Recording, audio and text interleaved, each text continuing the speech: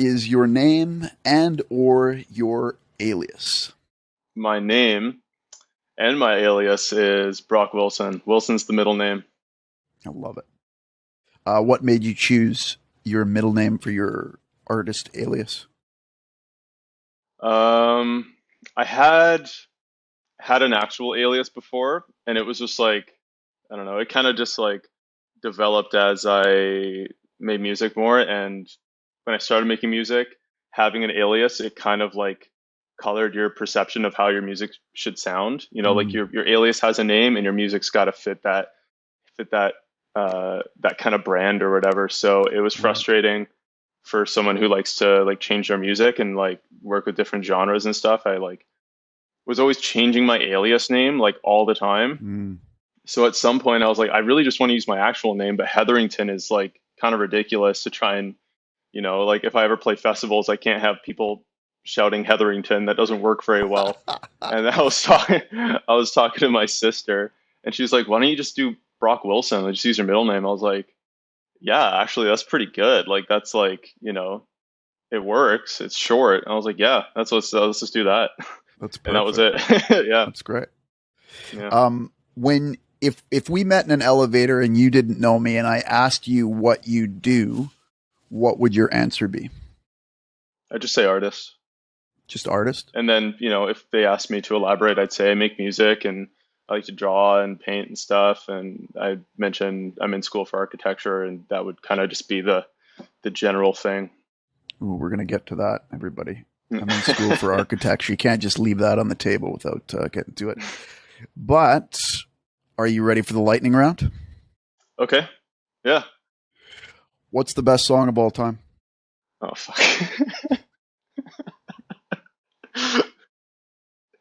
That's crazy. I don't have an answer. What's I one of the can't give you an best? answer. What's one of the best One of the songs of all best? time?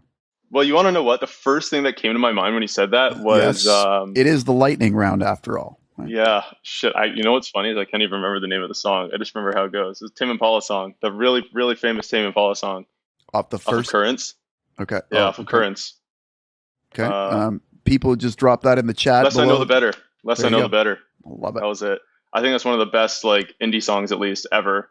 It's Why? so good. Why? Have you heard it?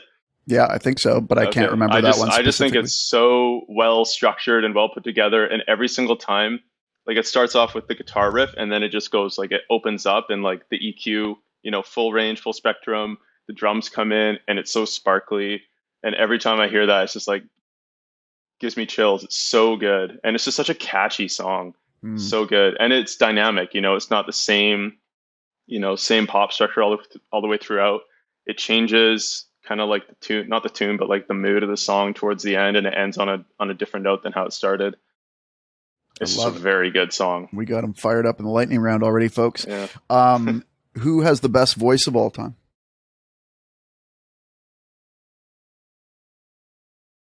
Who has one of the Don't best know. voices of all time? One of the best voices.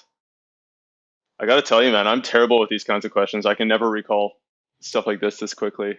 Uh, This is the reason for the lightning round. This is to bring adrenaline into your system. I don't know. I don't know. I don't know. For some reason, the Frank Ocean came to my head, I love it. but That's a great answer. yeah, See, that's all I got. great answer. Who's your favorite band or musical group of all time, or one of them? Band or musical group? I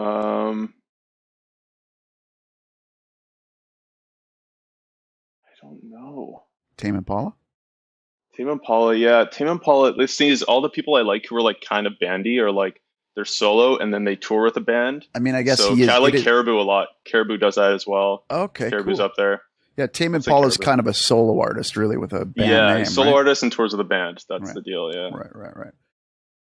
Cool. I think I saw Caribou. Like Caribou's been around for a long time, and they used to Yeah. have a different name, right? That guy It's had Manitoba, I think, right? Manitoba. I saw him when he Yeah. was Manitoba.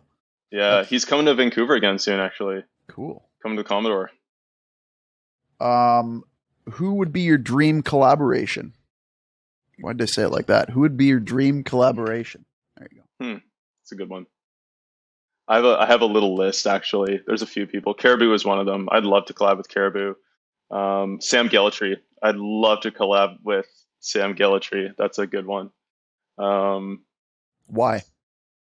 I don't know. I feel like he's had this really interesting journey through music where he started doing the really wild, like he kind of started off that like super wild, cryptic SoundCloud beat vibe, Oh, and cool. now he's doing stuff with his vocals, and he's found a way to like really make something super unique. To me, like when I hear his new EP, it just feels like everything he's done has led up to this EP, and it's just this culmination of all of his different styles. And I don't know, I think it's like really admirable, and I really like the style of it. It's super unique. Lito's another person too. I think Lito's really cool. His new album's really cool. Arca is really cool. John Hopkins is super Yeah, cool. Yeah, totally. there's a good list of collab things there, I but love how you have a list. yeah. Oh yeah, got it. Laptop or recording studio? Laptop. I knew you were going to say that. Yeah, What it's a no-brainer for me. What's your favorite audio effect? Hmm. I don't know. I might be boring and just say EQing. I do a It's lot of great. EQing. Reverb's good, keeping it basic. I do like flangers too. I'll use flangers Mm, every so often. But I might have to just stick with EQ. EQ is a classic. all great answers. Yeah. What's your favorite plugin? VST Mm, or AU? I have an EQ that I really like. I don't know how to say it though. It's like LUF something or other. Something, I don't know what it's I called. It's a don't know little that like one. analog. It's a free VST analog EQ, and it's got a little button that says analog and a 10K or 20K button. Oh, And I put it cool. on all my vocals and just turn the 20K up like halfway, and it's got super sparkly sound. Oh yeah, Um, buddy. Oh yeah. that's what you're looking for, yeah. Love the sparkle on the vocals. Sine Plant as well. I really like Sine Plant. Okay. What's that? A sine wave generator? It's no, it's SYN plant, and it's a synth, but you can't really make anything on it very easily. It's basically a bunch of really funky presets, and the interface is like a plant, Okay, I and think there's like I've a seen that dial in the before. middle, and you can kind of like Yeah, expand yeah, it. yeah. I've Yeah, seen that before. it's super weird, but you get a lot of really cool sounds out of it. Which song sounds great? Like mixing or The lightning round. lightning round, which song sounds great? Shit. Noisia, something by Noisia. They have Okay. insane sound design. I'll go with what's it called? It's the lightning round, everybody. Never remember the names. Yeah, Something from Noisia. I have no idea about song titles at all. Yeah, even anything by John Hopkins in the Singularity album, I think is incredible Okay. sonically. Actually, I'm gonna switch it to John Hopkins. I love it. Yeah, Okay. Why? let's go. Emerald Rush by John Hopkins. We'll leave it at that. There's What? it. There it is. Why? Why? Because the first time I heard his music, I had never heard anything like it before, and I started listening to it like a little over a year ago after having made music for like 5 years. So like I felt like I'd kind of heard a lot already. So to be like that floored and that surprised by something Mm, was like so special. It that's was a good so point. cool. I was Yeah. blown away, and the whole album's like that too. And I was like, all right. And like ever since, he's been my favorite artist, just because of that. Like not only did it have like a shock value, which is cool, like but shock values, it's like whatever, but it's really well written. Like he's a brilliant songwriter, and he Mm, wrote a really good album from it. So great. yeah, So I love that. So a combination of a great song plus what do you mean by shock value? Excitement, yeah. I mean, originality. yeah, and ideas, originality, yeah, and ideas that are new. I guess like there's one part in I think it's Neon Pattern Drum, one of the songs. I think that's the song. He has this synth, and it kind of like collapses into this really distorted, kind of almost like a gross sound. And as it expands back into the full synth, the drums kind of like fall out of it. I don't know how to explain it, but it's like Mm, it's such a weird like idea, and it works so well. There's all sorts of stuff like that, just like all throughout the album. So that's the shock value for me. It's just like a really unique take on, like introducing your drums into a song. I love it. You know what my favorite thing about you is so far during this? What? Takes you 3 hours to get through the lightning round. I love it. It does. So great. Yep. Okay, so right now, where are you currently located? In East Van, Vancouver. Love it. And where were you born? I was born in Kerrisdale, like not like in Kerrisdale, but I grew up until I was 6. I was in Kerrisdale. Then I moved to Port Moody, and I left Port Moody when I was 20, or yeah, 19 or 20. And So I grew up in Port Moody, basically. These are all in places Vancouver. around Vancouver. Yeah, awesome. Yeah. Can you tell us about an early musical memory when you were a kid? Yeah, at the old house, my parents used to play music in the living room, and my mom played piano as well. So like we always grew up with piano in the house. But I remember, I for some reason I remember a record player. I don't even think we owned a record player, but that's what I remember.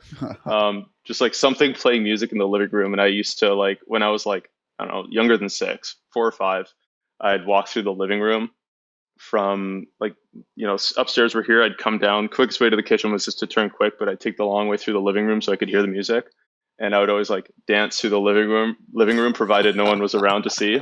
And that's like something I remember when I was really young. That's really cool. Yeah. Do you remember what the music was?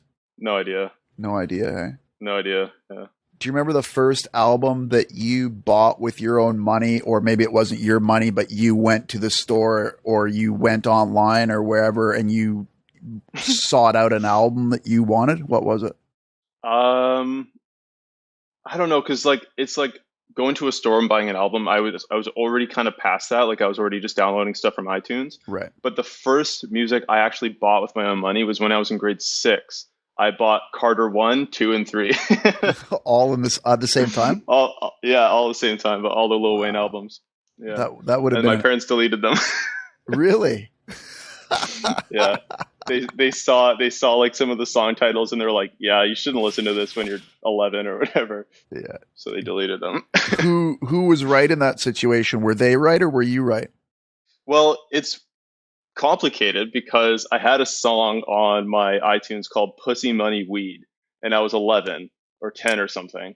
Right. And I don't blame them for seeing that and deleting it, but I didn't like it because of any of the lyrical content. There was a sample, like he'd sampled an Outkast song for the intro of that song, and I just loved the sample. And I can't remember the name of the Outkast song, but that's all I cared about. I would just rewind the intro all the time just to hear the sample.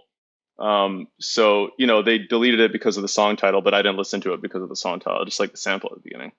Did them deleting it make you want it more? Like, did that make it like this taboo thing? You're like, hold on a second, I think Lil Wayne's onto something here. Or did you just like, how did you feel when they deleted it? You just go to YouTube, it's yeah, of course. Yeah. Of course. It doesn't make a difference. Yeah, I got YouTube funny. converters, I got an iPod, I'll figure it out. Right. That's so different. I love it. It's so weird, cool. Yeah. Do you remember the first time you heard your voice recorded and then played back to you? What was that like? I hated it. Yeah. I hated it because I tried to take a video of myself like playing guitar and singing when I was like 12, and I hated it. And I also tried recording like music, like my voice when I was 11 or 12 as well, like tried making beats and recording it. And it didn't sound good, but I thought it did. And I like put it out, whatever that meant back then, put it on SoundCloud and share it with my friends on Facebook. And I just got so much shit for it. It was so bad. It wasn't like super inappropriate. I wasn't saying anything I shouldn't have said, but it was like just really bad. And I got made fun of a lot for it. So I stopped making music like entirely for like No years. way. Yeah. Wow. Yeah. Cause I started making music. The first time I started making music, I was like 12 years old, and I was in Propellerhead, Reason 4. And I was pretty into it. And I was into like dubstep at the time, but I was also into like a lot of like rap music.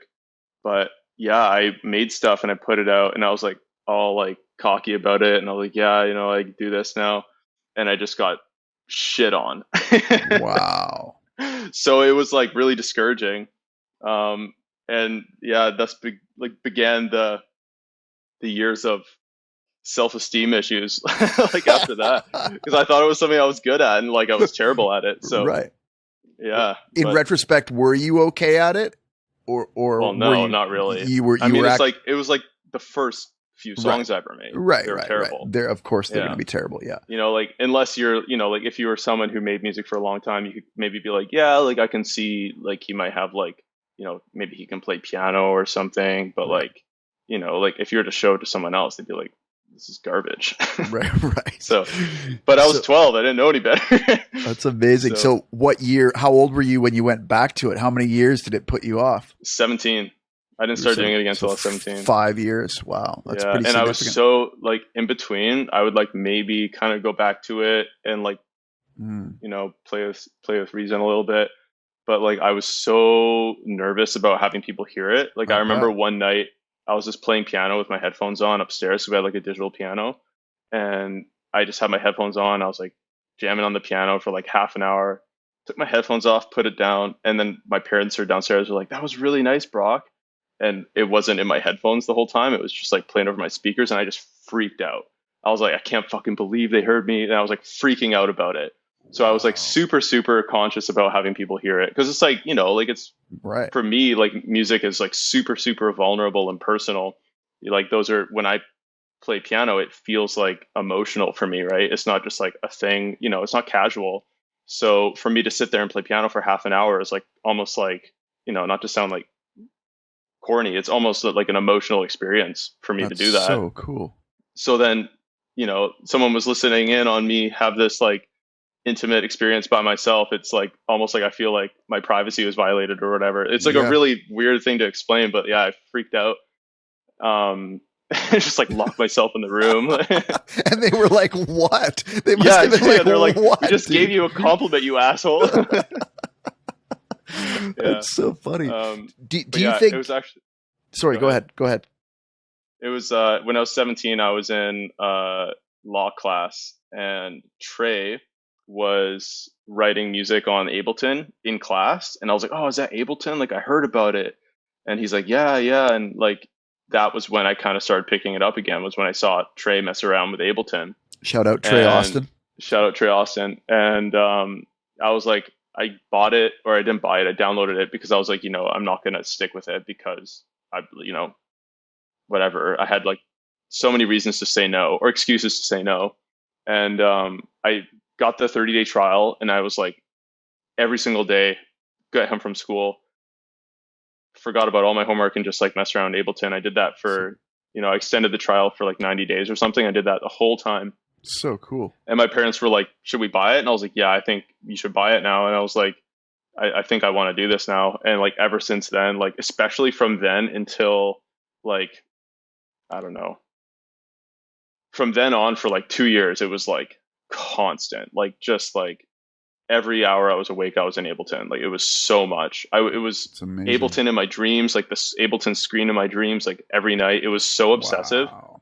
And That's obviously awesome. I've cooled down a lot with it, but like, yeah, it was crazy. That's so cool. Yeah, it's wild. It's a good That's story. that's great, man. I had a problem with Call of Duty there about 15 years ago, and I had the same problem. I'm seeing Call of Duty in my dreams, waking up and throwing fake Yeah, grenades. But it's way better to be obsessed with Ableton Live for sure, because you're actually doing something, right? yeah, it's Um, funny. Shout out Call of Duty. Shout out Ableton So Live. Call of Duty. Um, the next thing. So, do you remember the album that changed your life, or the song that changed your life? Hmm. Um, I mean, most recently it was the Singularity album, John Hopkins. I could say that one had a big effect. There's like an album that comes along every so often that really like floors me. Hmm. For me, I think most recently was the Sam Gellatree EP. It's only 4 songs, so the Caribou album suddenly that really floored me because I didn't really know what Caribou was about. I thought he was like an indie artist. So I put it on in the car, and within 4 songs, I was like, "Holy shit! Like this is not like what I expected at all." How would you Arca's describe self, it? How I would you don't describe it, know, like genre wise? genre wise, it's definitely maybe like if you were to really like pigeonhole it, I'd say like indie tronica maybe. Cool. But there's a bunch of stuff in there. Some like pretty like a lot of hip hop elements, and um, some funk stuff, a lot of house. But then there's also some like kind of singer songwriter. The first song has no drums and it's just like him singing over like some sine wave melodies that are really cool. Um, Cool. so I'd say Indietronica, I guess. But yeah, that one, the Arca self-title album, I thought was really, really cool. Um, I think another one that had an impact on me when I was younger was Live Love ASAP Rocky, because of all the Clams Casino produced stuff. Oh yeah, So I've heard that I song. Clams Casino is like my all-time favorite beat maker, Hmm. and I love the stuff he does now too. But Yeah. yeah, Cool. he did a lot of stuff for that album, and the instrumentals. Like one of my all-time favorite songs from like when I was younger was "Demons" by A$AP Rocky, and it was a Clams Casino song. And I was just listening to some of the old Clams Casino stuff like a couple of weeks ago, and the Demons instrumental came on. And I swear I almost started crying. Like so sick. I was like, wow, I forgot about this. Like such like Clams Casino sick. Yeah, I remember hearing but some of yeah, that stuff and really loving it. Yeah, that's great. yeah, it's really really cool. Do you remember the moment that you decided you were going to make a run at music production or being an artist? Like not the first time, not when you were 12, but hmm like when did that all turn in your mind where you're like I'm going to do this? I don't have an exact like day, but I remember it was like towards the end of high school because it was like I was just really stressed out about finding out what I was going to do, as everyone is like coming out Mm, of high school. They don't know what's going on. yeah. And I wasn't like a good student because I couldn't wrap my head around anything. I didn't enjoy anything, and I didn't think I was good at anything. So I was like, there's not really any option for me aside from something artistic because that was the only thing that I knew I was good at, and I knew that I enjoyed doing. So I was like, you know what? Like music's been a lot of fun lately. Like I'll probably take some time off and work on music. And that's what I did. And then I was like, you know what? I could definitely do this. Like, and even now, like being an artist is a lot more than just creating art. Like to be a professional artist, it's not really a lot about the artistry, but about, you know, using the other half of your brain that does the shit you didn't like, and like what made you want to become an artist in the first place. Like it's all the marketing and branding and like Yep. all the music industry shit. But yeah, yeah, it was just towards the end of high school, I guess, was when I was like, I wanna make music. And it's a tough sell to the parents. Say, hey, I think I'm going to Yeah. pursue a career in music. To be honest, they understood it because they Hmm. knew. I mean, they knew me pretty well, and they knew how much I hated everything else, like how much I hated school. Right. Um, and they knew that I wasn't gonna go straight into, a type of profession. They knew I wasn't gonna like go like, hey, I'm gonna, work in finance or something. Like they knew that was just not gonna happen because I never showed an interest in it at all. I like the only thing I showed interest in were like kind of like more creative solo stuff. I liked things I could do by myself and things that were creative. Hmm. So when I was like, I want to give this a go, they're like, yeah, you're young, do it. That's So great. That's they so were they cool. were really really supportive about it, and yeah, it was really good for them to do that.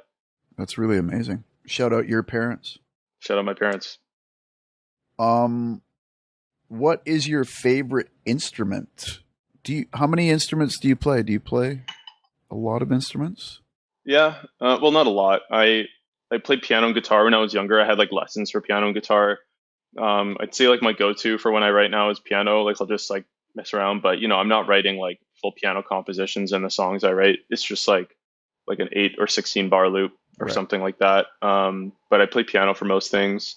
Trying to work on getting guitar into some more of my stuff. I have like a little bit of guitar. I was decent at guitar, never really good at it. Um, my guitar skills were always just like lesson stuff. So I'd learn a song and be able to play a song, but I never made a lot of stuff with guitars. Right. Whereas I've made a lot of stuff with piano. Um, but those are like the two. I've like kind of messed around with like other stuff, but nothing. I don't own anything other than piano and guitar. So, What's your favorite sounding instrument, whether you play it or not? mm, or maybe something I don't know. you've I've really wanted. like for me, like one of my favorite sounds is hearing a piano in a big space. Yeah, Hearing a piano in a big, like all of the stuff I'm writing now, it's like I have uh, like emulation reverbs where it's like, well, right. not, I guess they're not really emulation. I guess they are, but I'll get like Convolution. yeah, like a cathedral reverb, put it on a piano plug-in, and that's like pretty much everything I do now. Just sounds so good. That's Just love the great. sound of that space. Yeah. Yeah, that's awesome. I love that. How do you think your musical taste has changed over the years, and what, if anything, has stayed the same? It's changed quite a lot. Um, I would say when I started writing music, it was very specific. It was definitely a lot more electronic stuff. And as I got better with producing, I became really snobby about it. And I was like, like I was like, I could say this song is bad for this reason. And like I could finally critique music from like a different point of view. And it was like, and now I look back at it, I'm like, that's really fucking stupid. But if you like it, you like it. It's as simple as that. But yeah, so like my tastes were very specific for a long time because I would hear a song and hate it for a stupid reason, Right. especially mixing reasons. I couldn't listen to songs that had bad mixes, because it just like whatever offended my you know sonic ability or whatever the fuck it was. I was just like really snobby about it. Um, but now I'll listen to anything, and I think the one thing that's been definitely the most consistent is just melody. I just really like good melody, Hmm. and hearing new melodies, like melodies that aren't super uh melodies that aren't popular, I guess. I don't know, there's sometimes you'll hear a song where the melody takes a turn that you didn't expect, and that's like, oh, it kind of piques your interest because it's like if you expect it, then you probably heard it before. If you don't expect it, then it's new, and that's exciting. Um, Do you like a and good rhythm. combination of new and unexpected in your melody? Do you like a little bit of familiarity and then have Yeah, it twist totally. off? Yeah. Yeah, I mean, and like I like a lot of minor key stuff too. Like I've never really connected with like uh kind of like upbeat songs. Oh, I like funk more now though. Like that's something Mm, I've gotten more into. But I can't like naturally write anything like that. Like right. which is kind of a bummer because I like the way it sounds. But like if I go and I try and write something like that, it's not any good. So Right. Maybe in your 30s and 40s you'll be able to maybe move into yeah, a it's more possible. major mood. Yeah, Um, what's the best live show that you've ever been to? I am gonna go ahead and say Porter Robinson Worlds because that was kind of like a big turning point for me as well. That also kind of inspired me to start writing music. I went to a music festival, Squamish Valley Music Festival. They're no longer doing it anymore. It was the first music festival I ever went to, and I went because a lot of like rappers I really liked were on there. Like a lot of people were on there, and it was just me and some friends from work, and we had just finished up. Like Drake had just finished, and we're like, okay, like what else is there to do? And it was like, I think Porter Robinson's playing, and I was like, oh shit! Like I used to listen to Porter in high school when I was into Skrillex, and we went to Porter, and it wasn't anything like I remembered because Worlds was so drastically different than the stuff he had done, when I was younger. And there's so many moments in that show that just like totally like blew me away. And anyone else who's seen the World's live show knows what like what it's about. Like there's a lot of shock value, but it's also just like big and loud and energetic, and like he described it as like that album is kind of like lightning in a bottle kind of vibe. So there's a lot of energy in that show, and it's very sensitive and very melodic. Hmm. And seeing that was really cool. There was also one song he edited for that show called Unison that he had put out with his Spitfire EP. And in the Spitfire EP, I never really liked like the climax of that song, so it wasn't like melodic enough for me. I was like, Hmm. oh, like okay, there goes the melody, that really nice like melody that he had carried into it. But in the live show, he carried it all the way through, and they just made it massive, and it was like fucking finally, like there it is. Like, oh, I've been waiting years for this moment. So it was so sick. And that was like he also has very, very strong visual presence in that show. So it was like kind of an eye opener for me because I was like, wow, I didn't know like you could do that with music. Like I didn't know you could have music be that visual. And it was kind of like weird. I was Hmm. like, I should have known that, but I didn't. And like there's a really good example of it. So for that reason, Worlds is probably the best live show I've seen. Just the Is biggest impact. do you play live? Have you played much live? Is playing live a big part of your future going forward here? I've done some DJing and it's a lot of fun, but the music I make now is not really DJ appropriate. So if I were to do DJ shows, then it would just be like I'm just like playing a house set for fun or something like that. But I don't really know. I'd like to play, like I'd like to tour at some point, but it's like now that I'm moving into other other fields, it's like I don't know if it's as likely. I don't know if I'll have the time. You know, music for me is like it needs to be fun. Like it needs to be something I really enjoy doing. Otherwise, I don't want to, I don't want to make it a chore. So, and Right. like trying to brand myself and market myself and all that, it's work. It's not fun. So, um, we'll see.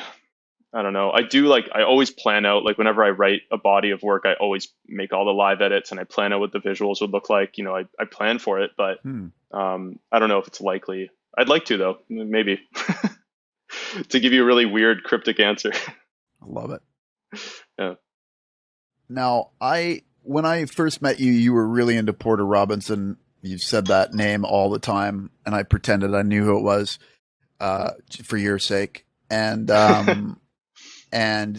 then and just the vibe I got from you. You're always using Ableton Live. You're always sort of focused on electronic music. I didn't think you were really into vocals. I don't know. Maybe you were at the time, but I just didn't know it. And then I heard your new stuff. You sent me a whole bunch of stuff on SoundCloud, like volumes of stuff that was sort of this unlisted stuff.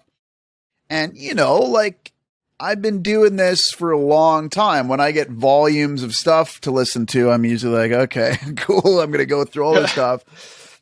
And I just started at the top and I started going through it and I was blown away, man. I was like, this is really amazing stuff. It's really original. I really personally like it. Like I would listen to this. I would put this music on, which I think is the biggest compliment I can give music.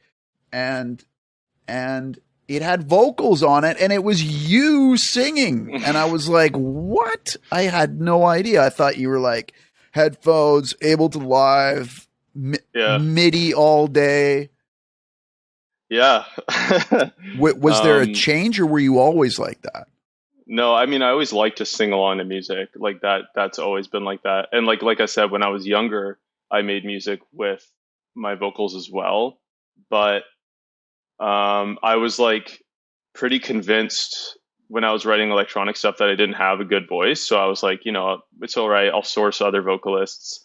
And then I realized how much of a chore that was. It's hard to find vocalists Good point. because when you're a new artist starting out, you basically just have to find friends to work with because there's always this like two-way relationship whenever you're working with someone is either they like your music enough to not really care that you're a smaller artist Yep. or you have something else you can offer them for their career. So my music was still pretty young. It didn't sound polished and I didn't have any following. So there was no one I could really work with. So at that point I was like, like I guess I'll just try and do my own because I know what I want. Like I know what I want vocals to be. I know what kind of like lyrics I want kind of. Um, and if I hire a vocalist, then I miss out on some of those things. So then I Mm. just started. I think what was the first one? I did a couple. I did one where I just like put the vocals at the end of the song, and it was okay, but it was I still was like kind of uncomfortable with it. And then I just started messing around with distortions on my vocals just because it hides it better. And I did an EP where I put like three of the songs have vocals and I kind of buried the vocals with distortion a little bit.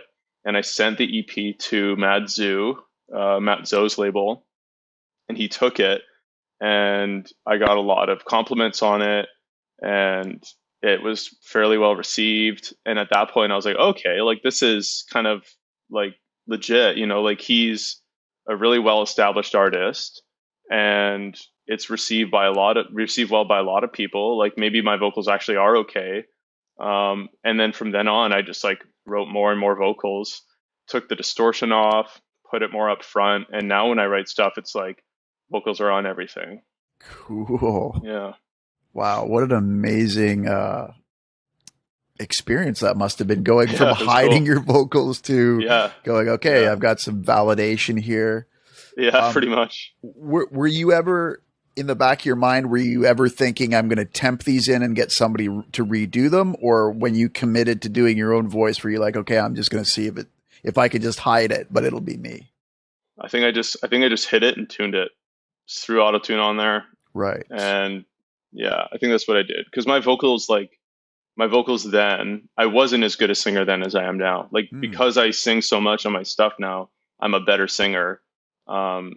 So like before it was really just like, I'm hitting a couple notes to get a melody across, the lyrics across, and I'm tuning the shit out of it. And that's what it's going to be. And that's what it was. But now it's like, now I'm trying to like really test my vocal range and like see what kind of runs I can do. And like just have more fun with it. And, when you pull it off, it's really fucking exciting. Because I was like, holy shit, I didn't know I could do that. And there it is. It's recorded. And now people can hear it. Like I can prove that I did it. So do you think the biggest change there is confidence? Yeah, big time. Yeah. Honestly, making music had such a huge impact on my confidence, like a massive impact, because all through high school, I had like no self esteem at all, like zero. Because I was like not interested in the subjects, therefore I didn't do well in them. And because I didn't do well in them, I didn't think I could do well in them. So I just thought I was bad at everything. Like I thought everything I did in school I was just bad at it. So I was like, wow, that really sucks. Like I'm not going to be able to have a profession because I'm so bad at everything. And then when I started making music and I started like playing my music for other people and like getting into environments that I thought everyone would be better at it than me, and realizing that I was actually good and that I was in some cases better, I was like, oh wow, like that's different. Like that's interesting that I actually, like might have a leg up on some people. And I just kept with it and I got much better at it. And then when I got, like the validation from labels and they were like, yeah, we want to sign you. And I was getting this recognition. I was like, holy shit, like I'm actually good at something. And I was like, this is something I'm actually quite good at. And like at that point, I was like, maybe I can apply this attitude to other things. And maybe like a lot of this time it was just attitude that, I thought I was bad at something and now I'm good at it. And, Love it. that comes full circle to a lot of things we can get into later. But yeah, it had a huge impact on my confidence I love it. in a good way. Yeah. Attitude, change your attitude. I find, and I've been finding a lot, even more lately, that when I'm talking about music production, I always catch myself and realize I'm talking about life. Like you can apply the same thing I'm saying, you can apply to anything else. Just like you said, when you can do these things and apply them to other aspects of your life. Once you've seen them happen musically, it's a little easier, Yeah. right? But I think you're right. I think you can apply things to other aspects of your life, and it's all kind of connected. It's all one thing. Your confidence in music is your confidence in life, and your Totally. creativity in music is your creativity in life. And yeah, it's It so is. cool. Yeah. It's definitely connected like that. It's had like, and the way like it's, man, like sometimes when I'm like just in my day-to-day life, like when I'm at work and stuff and I'm like 15-year-old Brock would not believe who 23-year-old Brock is. Like That's a I just good think one. of that sometimes because I'm like, I would not have the confidence to put myself in these situations. And now it's like I feel totally free of a lot of the social anxiety I had when I was younger. Right now I'm bartending at a restaurant downtown, and it's a very social job, obviously. And I love it. Like, and before, like, that kind of thing would freak me out because I would be so scared of questions like, what do you do? And like, like, what are you studying and this kind of thing? Because back then I wouldn't have an answer for it because I was just, didn't do well in anything, you know. That's interesting. Do you want to tell us, or can you tell us about what you told me earlier about what you're studying now? Do you want to talk about that? Yeah. Yeah. So right now I am studying architecture, or design in architecture, I guess is the name of the program. So Cool. it's right now it's just a diploma, because I didn't have the high school grades to get into the BA, obviously. And but the diploma guarantees entry into the BA program. Oh, cool. And the BA program is just Bachelor of Architecture and Design. And then there's like an add-on I was thinking of doing that was a BA of Creative Intelligence and Innovation, which I thought was cool. But it would tag on like another year, something I'm looking at. But yeah, architecture was another thing that I liked when I was younger, because just another design thing. I really liked car design when I was younger too. It was those two things I was really into cars. Like that was my first like major design obsession. But yeah, like didn't, into high school, didn't think I was able to do a profession, so I just didn't do it.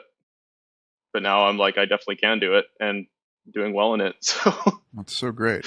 that's how it goes, I love how other things connect to music, and architecture is definitely something that's been on my radar lately. And there's a famous quote by Van Gogh that says, I only heard the first part before, but there's a second part. Music is liquid architecture. Architecture is frozen music. That's really cool. It's so cool. I like so that. True.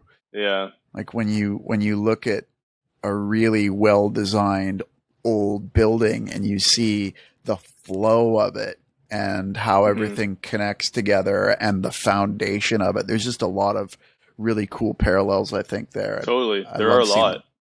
Yeah. There's a lot. And, a lot of, like one of the courses I'm in right now is a history course.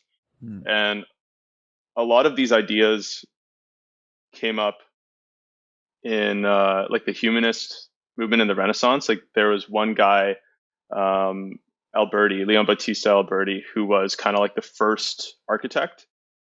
And he related a lot of his design and like building proportions to musical harmony. And, Right. I can't remember exactly how, but there was a paper I had to read that it was basically just a whole thing about like someone going to a show or whatever, like a theater, and found a way to relate it to architecture. But there's a lot of like overlap, and especially around the time the idea of architecture emerged, it was the time of theater and music and art. So there's a massive overlap, at least in the attitude, or the not the attitude, but what's it called?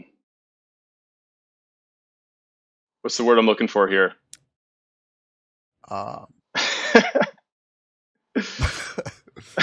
The atmosphere? No, it's not quite. It's not aptitude, right? No. Vibe. Put in the comments what you guys think this is going to be. You have to write it right now, because obviously if you wait to hear Brock's answer, I know it's not going to be the same. I guess in like the not like the fundamentals, I don't know. I've totally lost the train of thought now. Anyways, a lot of overlap. Overlap. I'm going to allow it. I like it. Yeah. I think music and especially sound is really a really, really big part of our lives, way more than we realize, and it's really integrated into anything. And aside from that, Van Gogh, I hope I'm not butchering his last name, but aside from that famous quote, the one that just keeps coming back to me every day that I realize is so important is the Nikola Tesla quote. And again, I'm just paraphrasing here, but it's if you want to understand the secrets of the universe, look at energy, frequency, and vibration. Hmm. You know, everything's vibrating. Everything has a frequency. Everything has energy. And, you know, I love that, you know, that quote and, you know, he's a pretty smart dude from what I'm told. Fairly clever guy. I love the fact that the thing I decided to pursue when I was 17 years old is right on the money, right? That music, Yeah. who knew that music was going to be so important, that sound was going to be so Yeah. important. And, you know, you see it how important sound and music is to people, especially people that aren't like us because we take it far too seriously and we're so zoomed in on it. Yeah. But people who just think it's magic, right? It's just this magical thing that occurs and they have no idea how it's done. And you and I have a little bit of an idea of how it's done. Yeah. Barely. But it's still magic, Yeah. but we can sort Yeah. of see, you know, Yeah. how we can see some of the parameters of that magic. And I love the fact that it's so important to people and it's such a big part of our lives. Yeah. It's so great. Yeah. It's, you know, like, I feel like you have the same feeling where it's always felt like there was, you know, like there's always like what's it called? The saying, or not the saying, but like to have, to say that music like flows through you. You know what I mean? Where it's like you Yeah. hear it and it's not just like you're hearing someone, you know, like drop a pencil on the floor. Like you heard that, but it's not like with music, it's like, it's much more intimate. Like there's so much more to it than just hearing it. And, you know, like something like just in that last little bit where you were talking, I remembered the other day I was listening to one of the songs off of Phantom Brickworks, the Bibio album, Phantom Brickworks. And I always meditate to that album because it's just like really long, lulling ambient songs. And the second I put the headphones on and it started, I just instantly imagined like just buildings, like just a lot of like built form. And it was so clear. And I was just like, holy fuck, that was cool. I took my headphones off and I started drawing and I was like, that's insane. Like I wasn't thinking of architecture all day. The second I put the headphones on and heard, you know, just that chord or just that sound, it instantly put this image in my head of like almost like a Florence in the Renaissance architecture, like just that kind of like, you know, like the brickwork and like skinny alleyways, like that kind of thing. Like, yeah. like it was just so immediately apparent and obvious. And I was like, Wow. what was that? Like, how come? You know what I mean? Like that, it was just so weird. And like, I get that a lot, like not like that obviously, but it's wild Past how it life. can trigger those ideas and like Past that life. imagery. Reincarnation. Yeah. Right? Yeah. That's legacy Brock. That's when you were known as Wilson Brock, right? 100 years ago, Yeah. 200 years ago. Yeah. I've got a question from a mutual friend of ours, Tamara Edelman. Cool. She said, awesome. when you start your podcast, I want you to ask your guests this question. What has been your biggest career high and your biggest career challenge so far? I can say my biggest career high came like a week ago. Cool. You know what? I don't know if I can say it yet, actually. Shit. Well, Dun, dun, I don't know. dun. I don't know. It's just like, it's not like a label thing or anything like that. It was just like a really, really good experience with a fan where, fuck, I don't know if I can say it. I guess I will, because it's like whatever. But a fan had basically asked me to sign something for them. And they said it's a gift for someone. Maybe edit that part out. Because I don't know how big of a fan they are. I don't know if they're going to end up watching this. But they had sent me a CD to sign, and they had printed my cover art for my Blue EP on it. So it was the coolest thing that someone had put in the work to get a CD, print my cover art on it, send it to me in Vancouver, get me to sign it. And I was like, this is so fucking cool. I was like, that was sick. Like that was like a check off the bucket list for me. Like I had like that was just felt really cool that I was able to impact something like that. And like every time, I'd say like a lot of the career highs, or not career, but like the highs of being an artist are just like having people reach out. Like, I love it when people DM me and say I love your music, and like I've had people say their music has big impact, and like that's the kind of thing that like is really reassuring for artists, because you don't really hear a lot of that. And like being an artist professionally is kind of like, it's kind of like an egotistic profession in a sense, because you're just Hmm. always marketing yourself and you have to think about yourself a lot. And you know, like when you're thinking about yourself that much, it's like, is this really, you know, like, am I really like making the best use of my time thinking about myself this often? But like at the end of the day, you know, some like all the people who listen to my music like it for a certain reason. And for, you know, that 3 minutes, they get to like, you know, hopefully enjoy themselves. And that's pretty cool, because there's, you know, for me, a lot of people who do that.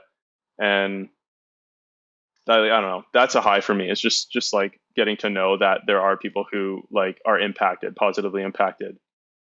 Um, That's great. that would be a high. Challenge wise, I think the biggest challenge for me is just trying to do all the marketing and shit like that. I hate it. I don't like doing it, because it feels like, you know, like in order to market it, you got to be like, I have something no one else has. Like that's the kind of attitude you have to have. And that's just not an attitude I really like agree with that much, because it's like, you know, I don't want to feel like, I don't want to have people feel inadequate because, you know, like I figured out I was good at something, other people can figure out they're good at something. And like it's just a weird thing for me to like broadcast ego. It just like, it's uncomfortable. Right. So I'm still trying to work out a way to like really find a way to market it and just like be really casual about it, and you know, not try and be cliche. You know, it's really hard. It's a hard thing to do. You know, it's easy. It was easy for me to find like an artistic voice for music, but it's really hard for me to find it with like publicity and marketing and branding and stuff like that. Right. So I've been going through the same sort of, you know, situation where I started my own business, and I've obviously got to market it. Same things come up for me. I don't want to be like all salesy. It's just not Hmm. my personality, right? But one of the people that I've been sort of influenced by, you know, seeing how they did their business, is this guy named Graham Cochran. Shout out Graham Cochran. And he sort of frames it in a way like it's not about selling yourself like that. Think about that person who you were just explaining that came up to you and got the artwork printed out and was turning it into art. Do it for them. Like do it from their point of view, not from like a sales point of view, but from a like a service point of view. Like Yeah. you're providing people with this thing. Serve them. Do it from a service place. And that kind of resonated with me. I was like, right, like you can provide people with this information. They want it. Some people don't want it, and that's fine. But the people that do want it, it's kind of your duty to serve it up to them on a plate, right? And when you Yeah. when you recontextualize it that way, it kind of makes sense. And another thing, you know, another point of view talking about architecture and design. I know you're interested in that, and so am I. I'm super into design. I'm realizing now when I'm 50, probably too late. Yeah. It's not too late. Is that's part of it too? Is the sales aspect? Is you can look at it from a design point of view. You know, Yeah. Oh, you know, and yeah. that for me is exciting. It's like I'm Hmm. designing this thing, not from Yeah. like not from a place of like I'm going to move more units, but from a Yeah. place of like here's this other element to this thing that is also art, that is also design, that and It's for world me, building. world building, I love it. And stuff that connects, where it's like, you know, in the case of your artwork, the artwork and the music connect. The Yeah. first time I really saw that to a point where it blew my mind was Tycho. You've seen Tycho, right? Yeah. You Yeah. remember finding, I'm sure like everybody did, finding Tycho in the YouTube suggestion sidebar and then Mm. realizing that this guy did the artwork and the music. That in itself is amazing, but the fact that they just click together like Lego and you couldn't Yeah. imagine one without the other, that type of stuff where you're like Yeah. world building, like you said, World building. that's so cool. Yeah. So My favorite artists are the ones who can do that kind of thing, who are yeah, me like, too. either so ridiculously good at combining everything musically, like Bibio, can play a billion fucking instruments. Cool. And but also he's big into photography, and all the videos for Phantom Brickworks are his, I think. So I cool. assume.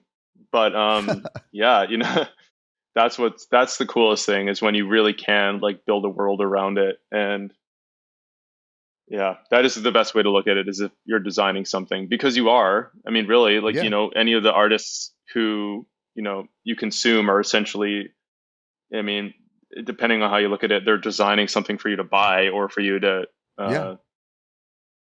uh, like engage with. It's a product. Like that's a Yeah. terrible word for hippies like Hmm. us, but it's Yeah. products, right? It's all products that people are consuming. I mean, it used to be crazier. People used to buy compact discs and albums for $15 a unit. At least the cost of entry is a lot less now. You're just paying Yeah. some streaming service, a minimal amount of Yeah. money for access to everything. But you still have to, it's still about the way the product is wrapped up with the artwork and the video, if there is any, and Yeah. all that. Yeah, totally. What are your thoughts on NFTs? I don't know enough about them, to be Neither do I. honest. I've kind of looked into them a little bit, and I was into it briefly because I was like, some money here, and I'm Right. painting a little bit. This might be something I could, tap into. But I was like, you know what? Like, I really like physical art. Like, looking at something, looking at a piece of art physically versus looking on a computer are very different. Mm. And there's a lot of artists. I saw an example the other day, someone on Twitter talking about NFTs, one of the artists I follow, and he's like, one of the best examples I can give as to why you shouldn't do NFTs is to look at a Rothko painting. And he said, you look in a museum and you see a Rothko painting, and I think that's Mark Rothko. Is that right? No I'm gonna do a idea. little look real quick. Trying to pretend I'm highbrow. Basically, basically like more abstract stuff. Whereas if you look at it on, yeah, Mark Rothko.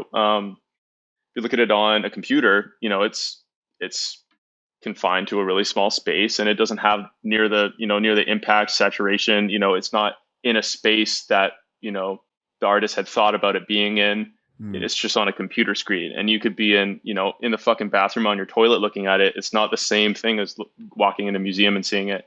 So I think Right. physicality is super important for art.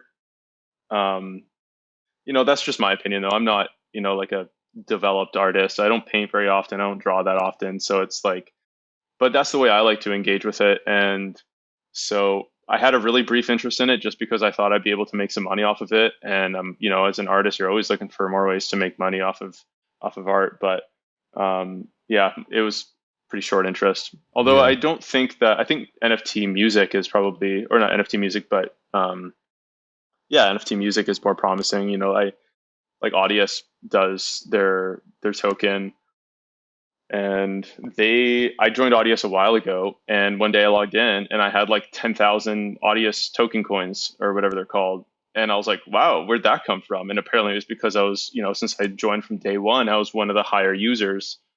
And I got like $1,400 out of it. I paid my rent just like that because Wow. I was using this website, and I was like, okay, like, that's Because dope. you're listening on it, or people are listening to your music on it. Both.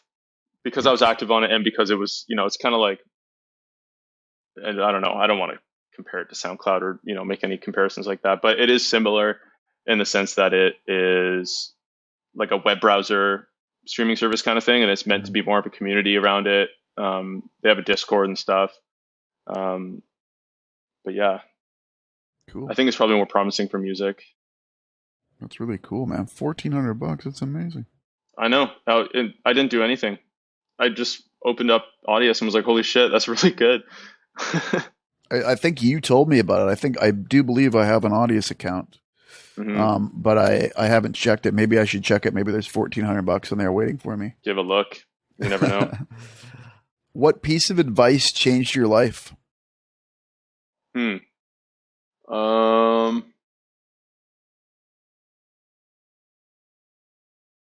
sounds simple, but um, I I don't have a single phrase from a single person, but something that I hear consistently is basically just to stick to your guns, do what you like, and um, like if you like it enough, other people will like it. Like Hmm. that's more of a motto or like a personal opinion, I guess, than advice I got. But it is if No, it's someone great. had told me that at some point, you know what I mean? Like someone Yeah. put that idea in my head, and I think it's a really good thing for artists to keep because the point of being an artist is, well, not the point, but one of the reasons you're an artist is because you want to inject your opinion into things. You know what I mean? Like if you're an artist, you have to have an opinion. Like you Yeah. have to have something to say. And if you're constantly being influenced by other people and doing the same thing as other people, Hmm. you're just joining a collective. That you don't have as much of an individual voice. And I think that, that's the kind of thing that travels into, or not travels, that transcends every border of art, whether it's music or architecture or painting, graphic design, whatever, any of that. You have to be able to inject opinion. um, I forgot what you asked me. I just No, went that's off. it's great. It's great. And also you also in all those things you just said, you also need to at least be aware of the fundamental rules. It doesn't mean you have to abide by them, but Exactly. it should serve as a reference point, if nothing Yeah. else. Right? Yeah. Or know the rules so you can break them. It's a good 100%. good thing to know. Yeah. It's great. I love it. What about a technology that changed your approach? I don't know. I mean, I mean, I'm Ableton pretty Live did, simple. right? Ableton Live, yeah. I mean, but ever since I got Ableton Live, I've stuck with it. Right. Ever since I started making music, I haven't changed how I've made it. It's always a MIDI keyboard in Ableton. Even at one point, for like the Blue EP I did, I don't know if I wrote any of that on a MIDI keyboard. I might have just drawn it in. I might have done that whole thing on a laptop and a microphone. So Um, cool. but the stuff I'm writing now, I'm doing MIDI because it feels better to use an actual piano. Um, but yeah, I mean, honestly, it's the same thing now too that I'm trying to draw more. I don't want to get the iPad and do the Apple Pen thing. I just like physically drawing. It feels better. You know what I mean? So some things are just, with art, I think you have to kind of like trust your gut and be intuitive. And if you don't like doing something, you don't like creating a certain way, and it doesn't it doesn't feel right for you, or you don't feel that you can be as like seamlessly creative, then I think you just should just like, stick to what you know in that sense. It's good to like try new things, obviously, and learn new softwares, but like for things like getting ideas across and like trying to like really showcase like a light bulb idea, that kind of thing. It's not worth it to like sit around and try and figure out something that you're not comfortable with in that moment. It's better just to like use what you're comfortable with. So yeah, I mean, that's kind of how I've always worked. Is I found something that I liked, Ableton, I got good at it, and I've kept with it. I didn't see the need to get any gear, just use Ableton plugins for the most part. um, I think that's kind of best way for me, at least. That's so cool. I would suggest checking out Remarkable too. It's a tablet that you can draw on that feels like paper. You can draw I on think I might have heard of it. PDFs. It's really cool. They're super expensive. Remarkable. If you're looking for sponsorships for Brock or I, we are both available for that. But it's really good. Like because of the price, I thought about it for a while, but it's actually perfect for a note taker like myself. Right. Yeah, it's pretty cool. Yeah. Yeah. Um, okay, let's get to the fast track assignment. Let's talk about something that you do well that the listeners can learn from you about how they can sort of do their own research on their own or learn how to do that thing Cool. themselves. Yeah. Um, so for me, I didn't write anything specifically like, this is how I do drums, this is how I write a song left to right or whatever, because that kind of thing, is this is part of figuring out what you like. So for me, like if I were to try and like break down what I like to do as an artist and what I want to do in the future, um, I would start with saying it's important to find out what you like and how you connected to music or your art in the first place. So when I was writing a lot of music, or when I started writing a lot of music, I was writing a lot of electronic stuff and sound design stuff. But I didn't like going to concerts. I didn't really like going to live shows because to me, like I've said earlier, this like music is very like vulnerable and personal. So being around a lot of people and hearing it and like experiencing that wasn't comfortable for me. I like to be alone with headphones on when I listen to music. So for me, that part, finding out what I liked, was that it didn't really make a lot of sense for me to make club bangers or, like festival music when I just wanted to like lay down in bed and listen to music with my headphones on. So Mm. at that point was when I kind of realized I wanted to write. Yeah, what's interesting about electronic music is the freedom, but something I maybe don't really care for is like the insane energy of it. I'm more relaxed. That's what I like, and I'm going to start looking in that direction. So that was kind of the first turning point for me with music. The second thing I would say is really important is to try and integrate your talents and interests. So once I'd kind of figured out I didn't want to write as much electronic music, I realized maybe I should start, using vocals in my music. But I'd had a lot of issues finding vocalists, so I started just trying out my own vocals, and you know, they weren't spectacular, but that added another element to my music that wasn't there before. And now I was able to produce the beat, sing on it, master it, and send it out. Everything was this nice little package that I was able to do myself. And that way it's very much you, and you're going to have elements in that song that are uniquely yours, and they weren't touched by anyone else. So there's no other opinion injected into it other than your own. And I think that is like really special. And I think now the music that I make, like, Futch, I'll send you some of the stuff I'm doing now. It's very Cool. much me. And it doesn't sound like, like, yeah, maybe one of the tracks here is fundamentally a house song, but it's my house song. You know what I mean? And that's because of integrating, my vocals into music. And, I've always liked to draw, so I'm just drawing my cover art now. That's another thing you can pull in. So whatever it is you like, it can be other instruments. If you like go-karting, take videos of go-karting and make that your music video. Whatever, like little things like that is something that can really personalize your brand too. But also just, it'll make you happier if you're doing all the things you like and finding a way to put them together. It's a really, really cool experience to be able to do that. Totally. The third step I had written was to develop your voice, your artistic voice. And integrating all of those elements is something that can really help develop your voice.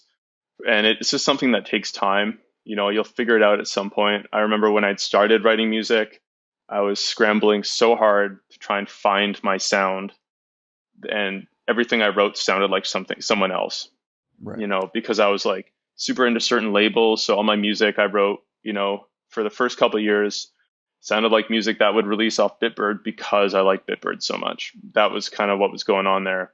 Um, but after a while, after I wrote that Blue EP, I was like, oh, this really has a sound now. Like this is like my voice in this EP. Like it's very apparent that this sounds like me. And now I can't even shake it. I can't write anything else that doesn't sound like my voice because, I don't know, it's there. I've developed it. And this is something Totally. that takes time, but it's something that's really important if you want to display your opinion.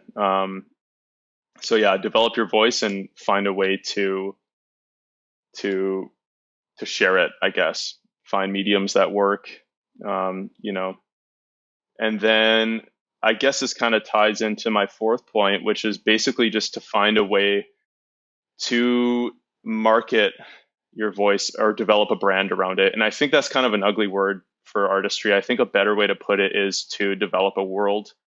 Sounds kind of corny, but it's a really good way to put it because if you're an artist, you have an idea of what your music looks like or what your art sounds like, or anything like that. Like you create in this headspace, and you have a very clear idea of what it is, but no one else knows what it is. And it's super, super special and unique to you. And you know that it's different, and it's unique. And that like people, there's huge opportunity for people to enjoy it, but they can't see what you see.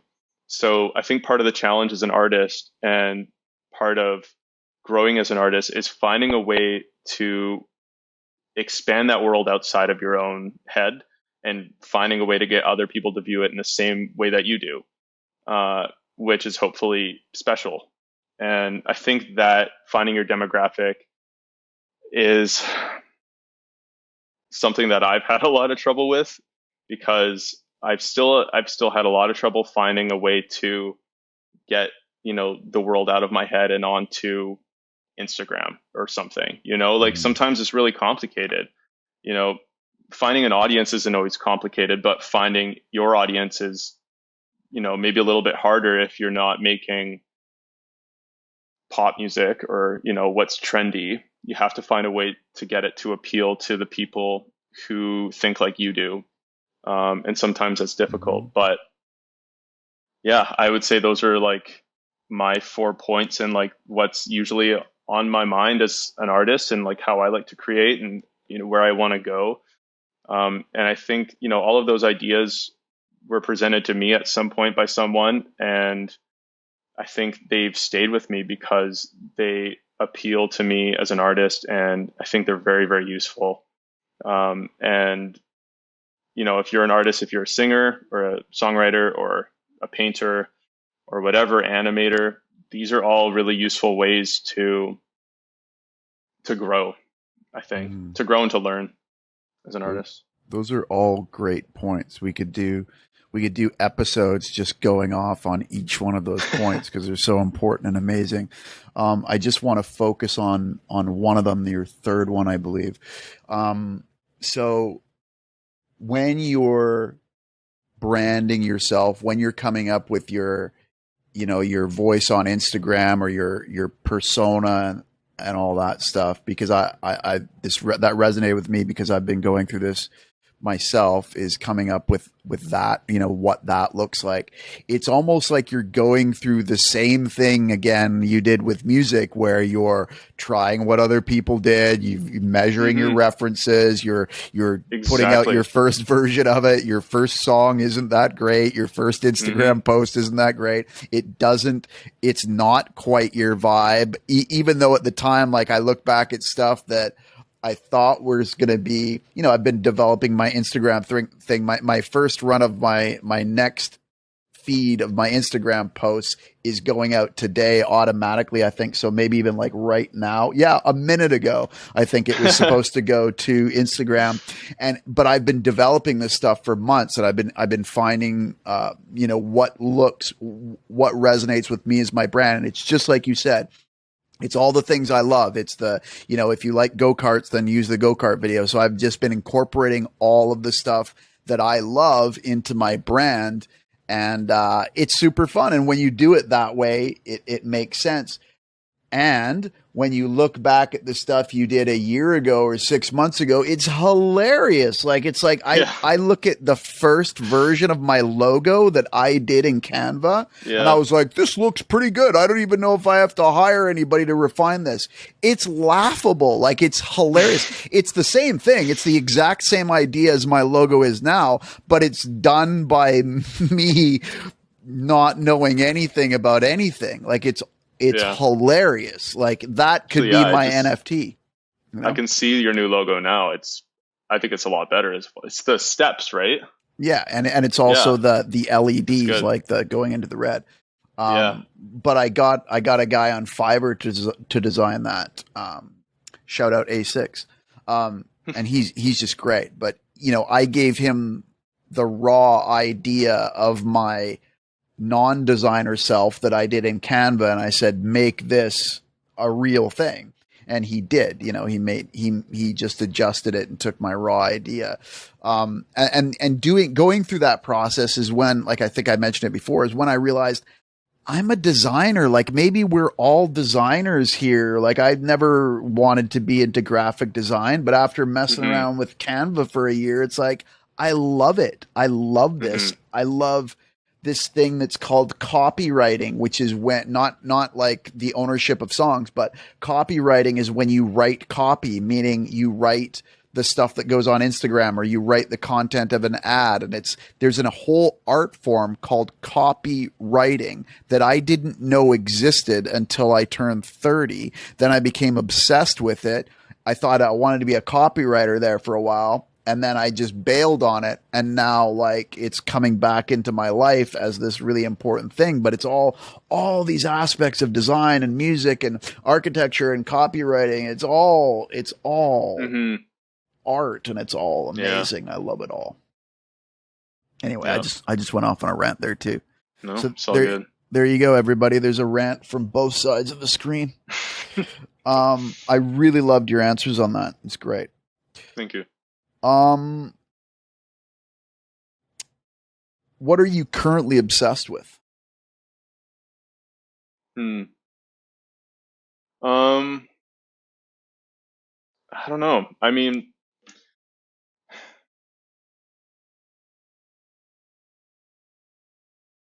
I think it's hard to say because it's always been like I was obsessed with cars, then I was obsessed with music. Now I think I'm doing a few different things where I have, like a bit of a music career going. I'm studying architecture, so a lot of my focus, like the majority of my focus right now is just on architecture. So cool. Um, and thank you. It's pretty cool. I'm pretty stoked. I finally decided to do it. But yeah, like now that I'm learning a lot about kind of like the origins of architecture and kind of where the idea of architecture as it is today emerged, and learning like kind of like the thought process behind it. Um, I don't know. Like now I look at buildings when I walk around and just want to fuck them up and make them look different. Like one of the assignments I have is to take a case study building and basically edit it and give a reason to why we edited it. And I've just been thinking about that. Like, what can I do that's just going to make it look so so different and like, but makes sense, Like the other day I was driving in the car and I was thinking of like, a lot of the buildings I draw are very asymmetrical, really curvy, and like kind of just like blobs, like big clay blobs. To be honest, like that's what immediately occurs to me, and that's what I like. And like probably not very realistic in regards to building code and safety and stuff like that because everything looks hand molded and stuff. Mm. But the other day I was driving, I was like, how like can you bend glass on an industrial scale? Like can you do a whole big weird looking glass thing with one pane of glass? And I have no idea. You probably can't. But I was like, that would be really cool. And it's just like now I just have this like kind of this like really weird asymmetrical amorphous blob house form stuck in my head, and everything I design looks like that. That's So I so guess cool. that's what I'm obsessed with. Yeah, yeah. It's just That's drawing blobs. I want to see that glass thing come to Yeah, it'd be fruition cool. too. I mean, but yeah, I don't know. I mean, I guess right now to to generalize it, I'm drawing, not drawing even. I'm just thinking a lot about architecture and like where it can go, and like how to build something really unique and original and still, be respectful for your neighbors, not be the asshole with the McMansion next to all the little, gable roof houses. Like I don't know, like there's that's what's really cool about architecture is Mm, there's just it's a big field, like it's the mm. same thing with music, but with architecture it's, I don't know, man, like it is big. There's a lot of opportunity, a lot of ways you can go, a lot of places you can go. You have to, appeal to different landscapes, like, Mm. and I don't know. I guess my head's mostly in architecture nowadays, and It's I'm just great. really excited to learn the software and find ways to express it. Like right now, I don't really know 3D that well at all, and I can do a lot of like square stuff, like straight edge stuff in 3D, but I don't know how to do any of the stuff I actually want to do in 3D. So hopefully, over the next year or so in school, I'll be able to learn how to do more curvilinear forms and be able to start posting those and sharing some of my weird blob ideas. That's so cool. Is there like an Ableton Live or a Pro Tools of architecture? There must be, right? Yeah. I did a course in AutoCAD AutoCAD, yeah, I've heard of before coming to this school, and AutoCAD is kind of, I think it's more industry standard in Canada because it's from a Canadian company, Revit, and they do 2D and 3D in AutoCAD. And I just learned 2D, but now what I'm learning is Rhino, and I think Rhino is like more of a international standard. And there's 2D and 3D in Rhino, and it's pretty chill. It's like a fairly intuitive software. It kind of looks like Ableton too. it. It's like a better looking Blender as well. It's geared towards architecture. Um, but yeah, that's what I've been dealing with.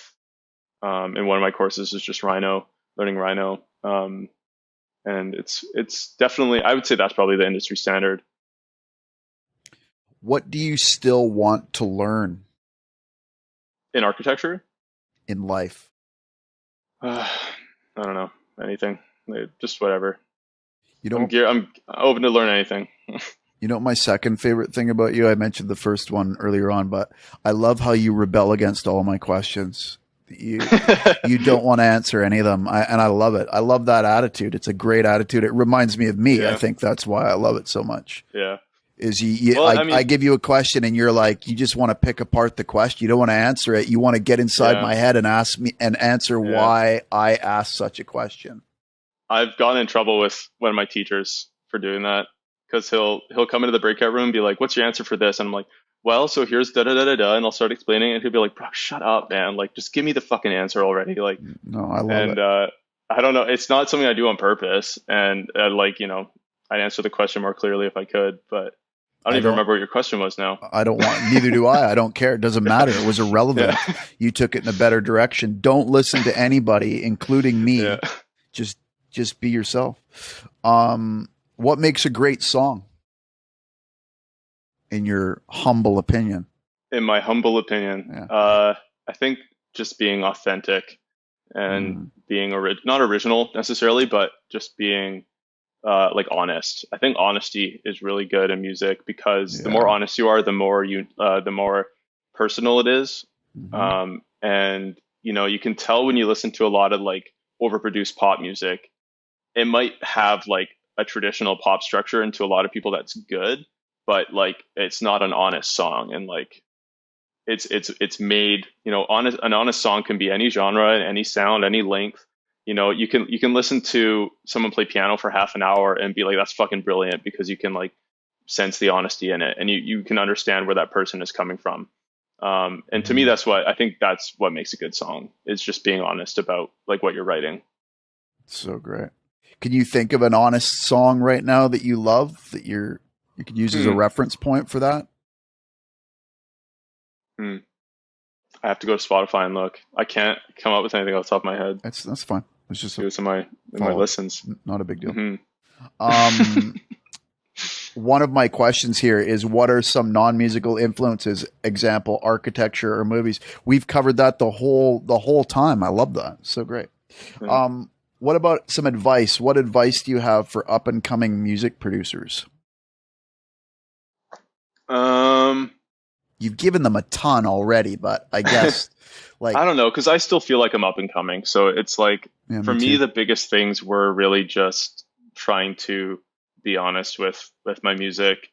Like I feel like sonically I'm fairly developed. Like I feel like I have a sound, I have something to say. I think the music is okay. I don't really have to do much more developing my music.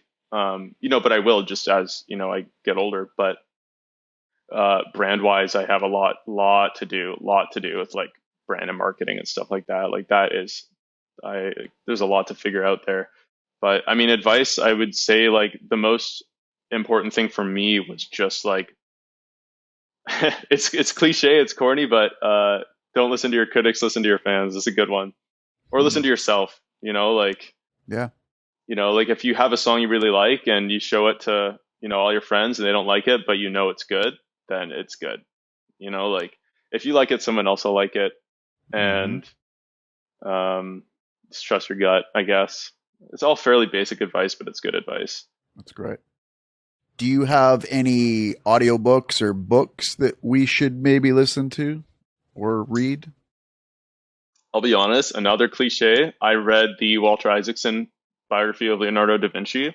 Hmm. That was a good read. I'm really happy I read that. It was the first book I've read in like years and years and years, and I read it a couple years ago, and it put me onto books again, and Cool. it kind of changed the way I thought about things.